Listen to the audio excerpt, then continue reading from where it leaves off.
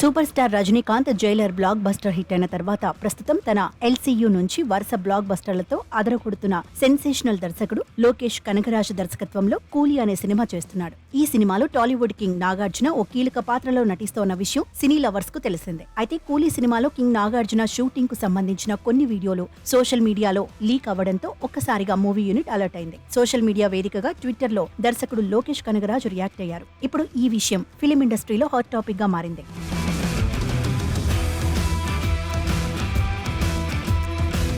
దయచేసి తాము ఎంతో కష్టపడి తీసే సినిమా నుంచి సీన్స్ లీక్స్ చేయొద్దని వేడుకున్నారు డైరెక్టర్ లోకేష్ కనకరాజ్. ఒక్క లీక్ తో 2 నెలలుగా ఎంతో మంది పడిన శ్రమంతా వృధా అయిందని, ఎవరు లీక్ సీన్స్ ని ప్రోత్సహించవద్దని కోరుతున్నానన్నాడు. ప్రస్తుతం ఆయన చేసిన ట్వీట్ సోషల్ మీడియాలో తెగ వైరల్ అవుతోంది. నిజానికి కూలీ సినిమాలో సైమన్ గా కింగ్ నాగార్జున కనిపించనున్నారు. ఓ భారీ ఫైట్ సీన్ కు సంబంధించిన వీడియోని సెట్ లో ఎవరో కొందరు లీక్ చేశారు. ఆ విషయం ఆ లీక్డ్ వీడియో చూస్తుంటేనే తెలుస్తోంది. గుంపులో నుంచి వీడియోని ఫోన్ తో షూట్ చేసినట్లుగా తెలియడంతో లోకేష్ కనకరాజ్ టీం పై కూడా సీరియస్ అయినట్లుగా తెలుస్తోంది.